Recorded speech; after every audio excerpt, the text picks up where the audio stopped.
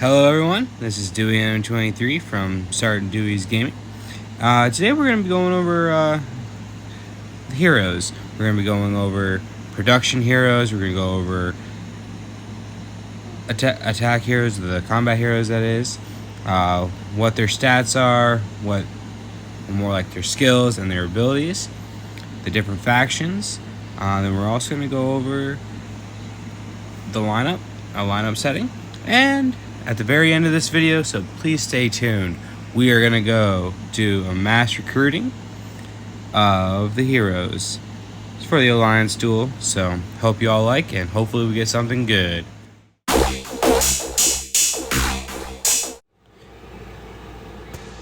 So today we're going to be talking about the combat heroes and the production heroes. We have 5 factions. Well, the first faction will be the production heroes. Your production heroes will consist of all the heroes that are in your base. Some are free, but there are some that you gotta pay for. One of the ones would be Nate. You gotta pay for him. Like I said in another video, it's about $10. He's very useful. He'll collect stuff for you, so you don't have to sit there and collect it. Then you got, other heroes that you earn throughout the game. By going to the radar, there's this little box over in the corner, left-hand corner, and these heroes you can earn as you go up in rank in your radar. You can also get these heroes through recruitment cards. You get them throughout various events and whatnot throughout the game. But if you have them, these are the ones you get mainly through the radar that are free. Rebecca, though, she is actually a combat hero. All the rest are production heroes. We have Elena, who she's great for the dairy farm. Lafayette, great for their farm. And then Deanna, she's good for the iron mine or the stone mine. We've got Mario, he's good for the water treatment plant once you get to that level. And so like you go through their skills, they'll tell you what's good for what. So for like Clara here, she's good for the pumpkin patch. She's good for barrack management, so if you want a bigger barracks, you gotta put her in that area, and then once she's get leveled up, or ascended higher I should say, you can have her for a larger farm or large quarters. Bonnie, biologist, great for the gophers, larger animal farm, so you can click that and it's good for the gopher farm. Food, you got Lafayette, she's great for the herb farm, mainly, so you can produce herbs to make medicine. Atlanta, breeding expert, great for the dairy farm. You can use her for the water treatment plant, but we got Mario, so she'll be good at the dairy farm. Now, 4 factions that are combat heroes. You have the Minutemen, the Vindicators, the Wildlings, and also the Watchers. Each faction has their perks. They also have their disadvantages. We'll cover that in a later video, hopefully. We'll talk about the Minutemen for right now. You have various ones that you can get. If you look through, you can go through and see which heroes you can have. The ones that are purple background, they are elite, so they're one of the better tiers in the game. Then you have blue background heroes, which are rare. Then you got the green background heroes that are uncommon, and then you got the little gray guys that are just a minor role, and you just break them down for uncommon hero shards that you can fuse together to get a hero. The best one out of this section for the Watchers would be Lon, especially as a blue hero. A blue hero, level him up, and he becomes a great defensive character once he gets a higher level. His skills: money shot, bodyguard, money talks, money for power. Yeah, most of these skills do work for only a single enemy, but when you combine them with other commanders, it'll be a stronger attack. We got like Roland.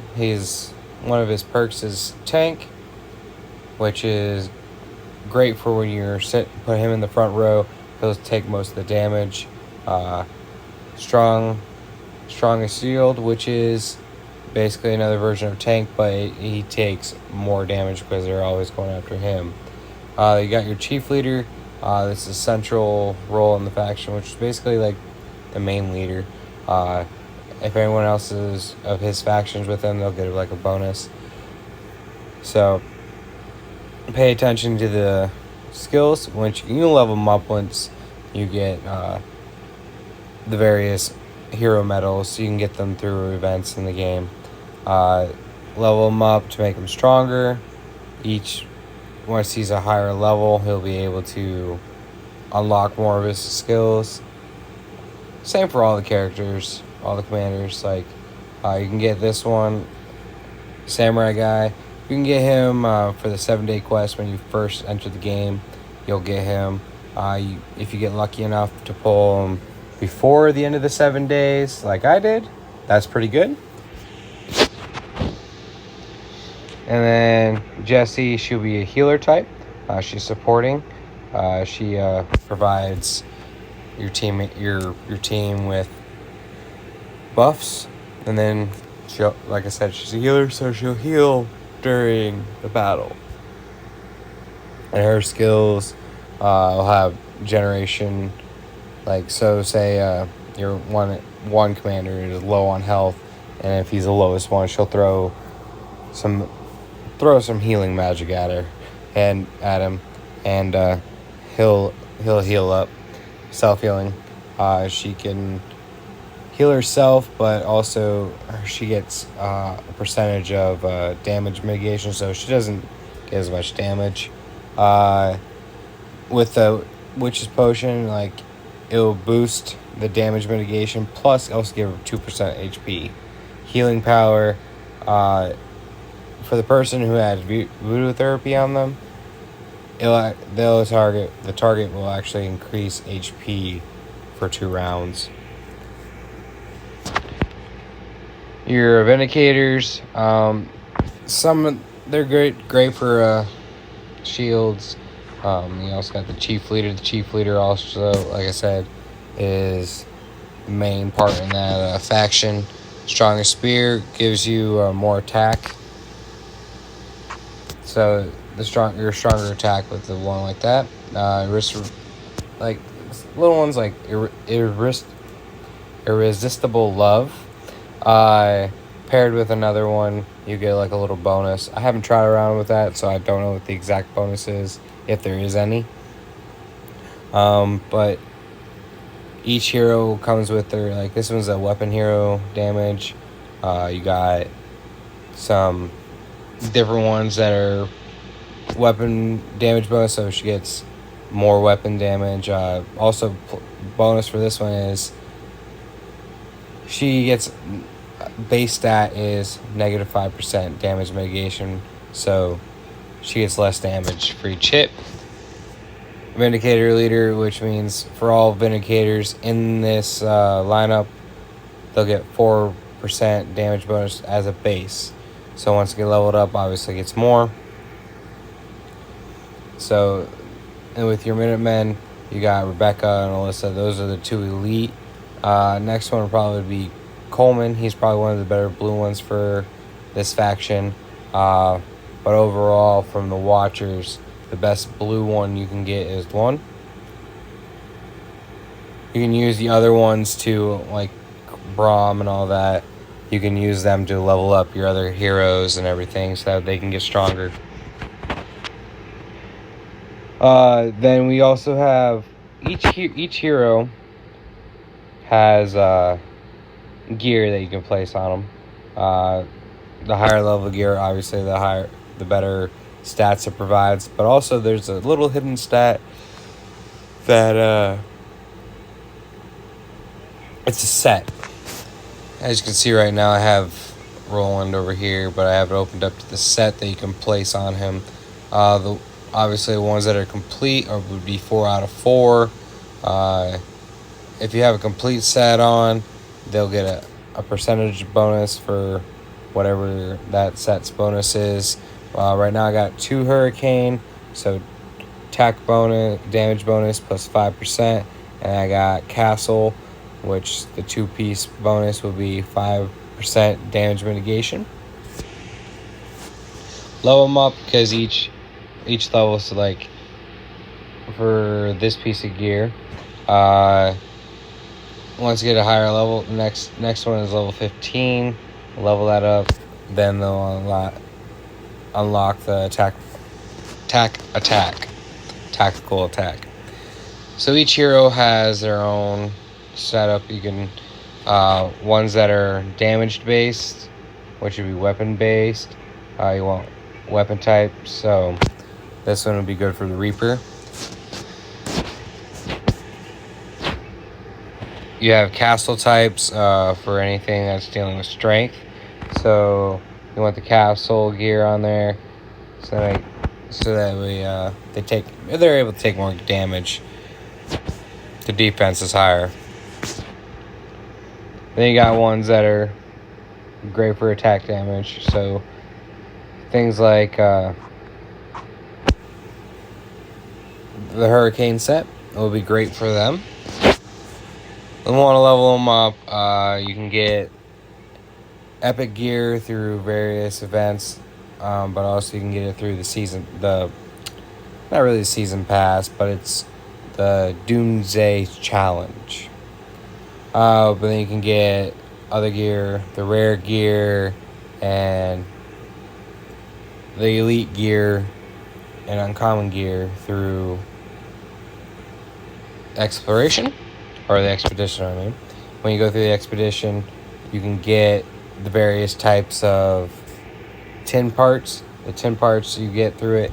When you first start the expedition, make sure you dash as far as you can go.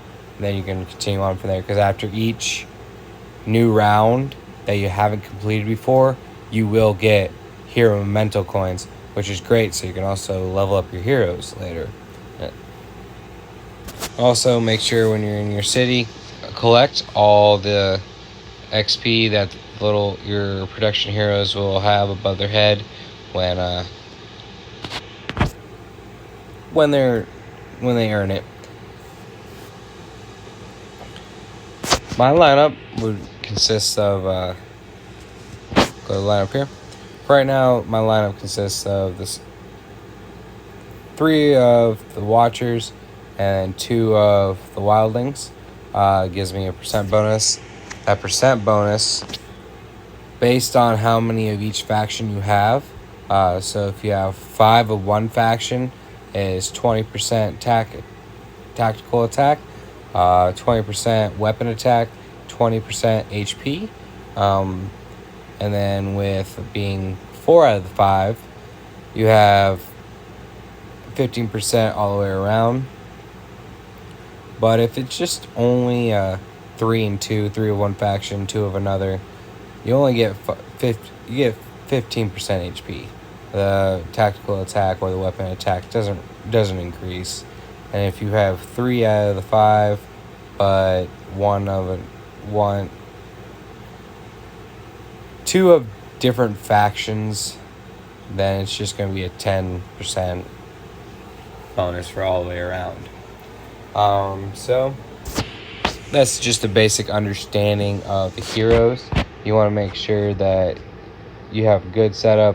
Like first one, if you're using your main march, you want to try to make it strongest. Make sure you always upgrade your APC.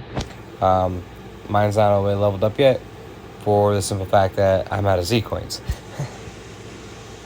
Z-Coins and iron. Z-Coins are one of the hardest materials to get in the game. So with that said, you also want to be able to recruit heroes too. So you go down to the satellite nexus, And then for the best recruiting, you want to be able to do the 900. You spend the 900 recruit coins or recruitment points, 10, and you get 10 heroes. So that's better than spending 100 for 10 times. You're losing 100 recruitment points. Always do the 900. Then you can get faction pulls. You can change your faction. Granted, it's 50 diamonds, and diamonds are semi-hard to get unless you're buying packs, but they do give you diamonds throughout the game. But with that said, you can recruit for just that faction. But you get the recruitment points or the recruitment cards in various events as well.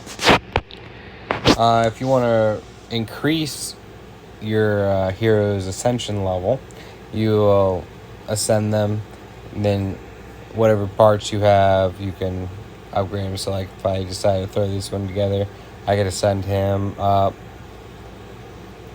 I apologize there. If you have lower production or lower quality heroes, you can just do a mass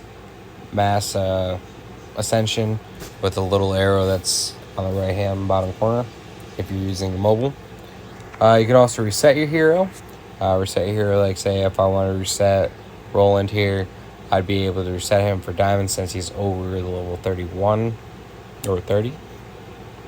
Then I'll get the hero back plus the amount of memento coins and also the amount of XP I spent on him. With the disassembling, you can that gray hero I was talking about, the minor role. This is where you can auto-disassemble. You can disassemble them into the green uncommon shards and be able to combine them into another hero. You can also revert shards. So say I accidentally leveled up the wrong hero or sent the wrong hero, I can break him down, but at the same point in time, it's going to cost me some diamonds. So it's your choice. Due to some technical difficulties, I am unfortunately not able to give you or show you the hero draw. I was able to get some heroes though that was able to increase my march. So I now have 2 1-star heroes for my first march, and then did some other upgrading. Here's the hero stats. As you can see, I got 2 heroes that are 1-star, and a lot of my main and second march are gold. We'll be striving to increase them to make them stronger. Please stay tuned for more. Thank you for joining me. I apologize for not being able to do that. Hopefully next time. This is Dewey 23 signing out. Remember, have a fun time gaming.